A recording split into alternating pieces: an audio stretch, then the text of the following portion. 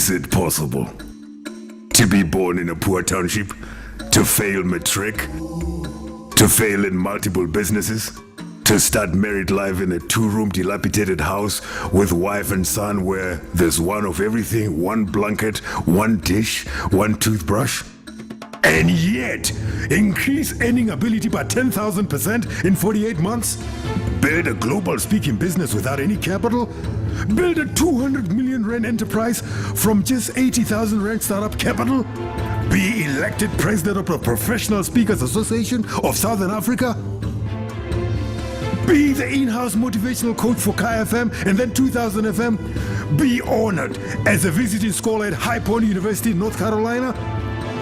2009 awarded Communications and Leadership Award by Toastmasters International, the highest designation bestowed to a non-Toastmasters.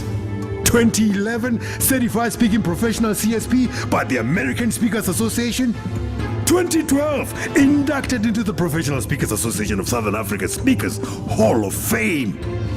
2013 awarded the African Young Entrepreneurs Award for being a mentor and inspirational to Africans in Africa and the diaspora. 2014 recipient of the XP Award, the Oscars of the speaking industry in New York. And giving back, working with 12,000 kids from the East Rand and the youth in Grootpen prison. Yes, it is possible, and he will share and show you how you too can reach your dreams. Ladies and gentlemen, please stand and welcome the highest designated professional speaker in Africa, Billy Silikane, CSP. As we know that the world is changing, we're now entering the fourth industrial revolution. So therefore, education is no longer a process that should be used to create people and make them work ready. Education should inspire, transform, and make sure that people create their own businesses. As South Africans, it has come to a point where entrepreneurship is going to be part of the normal educational curriculum. The Department of Basic Education has agreed that entrepreneurship should be part and parcel of their curriculum. So we're going to be sharing with you a program we call Hustle 2.0. Why Hustle 2.0? Because we're entering into the fourth industrial revolution where the digital space is consistently transforming and disruption. So what are we going to cover? We're going to cover what we call the overview of entrepreneurship. What does it mean to be an entrepreneur? We're going to look at financing your business. How do you finance your business once you've started it? We're going to look at sales and marketing. Powerful sales and marketing strategies that you can employ to make sure that your business grows and impacts society in a way that it was never ever been able to be done before. We're going to be looking at the do's and don'ts of entrepreneur, because a lot of people romanticize entrepreneurship, and I can tell you now there are people that really make it, and statistically they say 80% of businesses that are formulated in South Africa die within the first 5 years, because a lot of these entrepreneurs, they do the things they're not supposed to be done. So if you learn this from an early age at school, by the time that you are ripe enough to start your business, you have embedded this in your mind and in your heart, and you know what you need to do and what you need to be away from doing. Then we're going to be looking at how you become a leader, because every entrepreneur starts as a one-man show, then 2 people, 3 people. When you've got 7, 8, 10 people, then you need a different set of skills, and that will be leading skills. And as part of the curriculum, we're going to be teaching you how to lead. Now, great leaders understand that good businesses that really live through the test of time do that because they build powerful brands.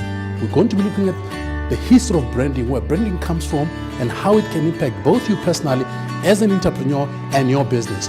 And then we're going to look at the ICT as a whole. Well, the word ICT means information communication technologies. We're going to look at the convergence of technology, how the smartphone, the tablets, how the Internet of Things will transform the way that we do business. We're going to look at how you can learn how to present, because most great entrepreneurs could not have been able to sell their ideas to future investors because they did not have great presentation skills. We're going to take you through techniques. We're going to show you processes where you can learn how to become an amazing presenter, so that when you sell your idea, people buy into it immediately. And then we'll go through business management. Once you have a business, there are particular techniques and strategies that you need to know on how to manage your business. Because in a lot of instances, people don't know the difference between the gross and the net of a business, and they think the gross is what belongs to all of them. But the people have to understand that once your business grosses a certain amount, the net becomes your profit, because the other amount of money, you need to make sure that the business continues. We'll be teaching you business management. And then Again, your business will never become effective unless you've got very cutting-edge operational principles in place. We'll take you through operational processes, what it takes from the beginning up to the end, the power of a value chain, and how when the value chain is not effective, the business is going to lose its money. And then we're going to be talking about this great thing that is part of our national development plan, which is called Black Industrialist. What is an industrialist and why suddenly there's an edge or an urgency to speak about black industrialists, to make sure that black people partake in the economy in places that traditionally they have been excluded. We'll be talking about that. We'll be showing you researches. We'll be going back in time and showing you that even before we spoke about it, there were some black entrepreneurs who were already industrialists. Then we're going to be looking at people management, because it's important as an entrepreneur to understand the processes of dealing with people, because every business needs people, and therefore if you don't have clear HR policies to deal with your people, you're going to get yourself into trouble. Now, one of the things that many entrepreneurs that I know struggle with is finance. A lot of people don't know how to work the balance sheet. A lot of people don't know how to work their taxes, because most people have never done any small or minute financial planning course. So we'll be teaching you finance for non-financial managers. Even though you're not somebody that is running finance, you've got to understand the ins and outs of your business financially. And then we're going to look at trade and investment, how investment works both passively and actively, and how trade in its essence works from import and export and all those kind of places that you can do business. And then lastly, we are going to be creating a very powerful award ceremony where we're going to identify young upcoming entrepreneurs and award them for the work that they've done. So we believe that as a country, we've come to what we call the Greeks call the gyros, the crossroads. We can never continue to create an educational system that prepares people for work. We've got to create an educational system that prepares people for life, where people can be entrepreneurs and they create jobs. Because if you look at economies like Singapore, like the USA and Germany, small businesses are the people that hires a lot of people, and they're the people that contribute quite a lot in the GDPs of those countries. So as South Africans, the time has come for us to really look deep and understand that we can never expect these young men and women to become successful as entrepreneurs if they did not get the right foundation.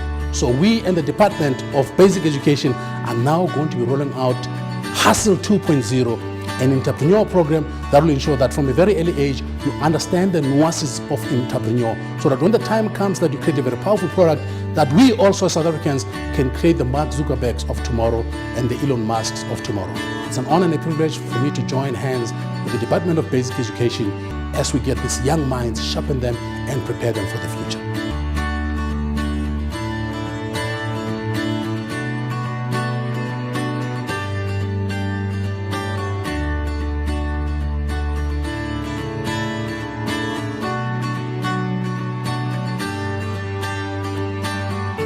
Now, I'm going to share with you very simple principles that will bring you back to the fore, that will challenge you and make you understand that no matter where you are, it's not too far, it's not too late for you to come back. Some people might say, hey, I'm over 50 now, how do I change my life? Some people say, I might be over 60, how do I make it happen? Well, there's quite a lot of examples of people that really, at the very late age of their lives, they found their dream and they made it happen.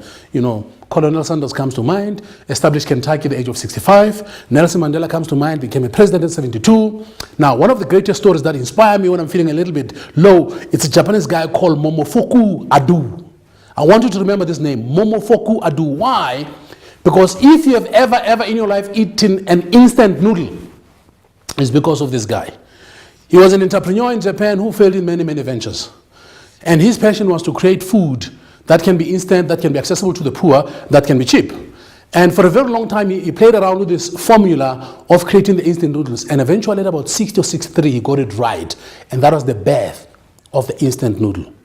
Over 60, this man achieved his vision and his dream. So it's never too late for you to start. So I'm going to share with you very simple principles that can begin to get you to think about where you are and about what is it that you believe you can achieve in life. So remember the story of Cape to Rio. That is not a straight line. There will be some bumps.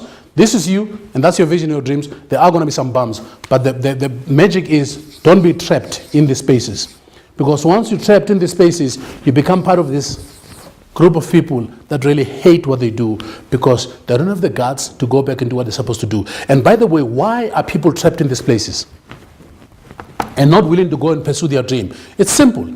It's because people have been sold this dream that has told you about, which is like a fake dream. And they also are responsible because most people, they would sell their dream for an installment of an expensive car. People would rather be seen driving an expensive car now. They're driving this car. It gives a perception of success to the outside world. But this poor guy is paying this car.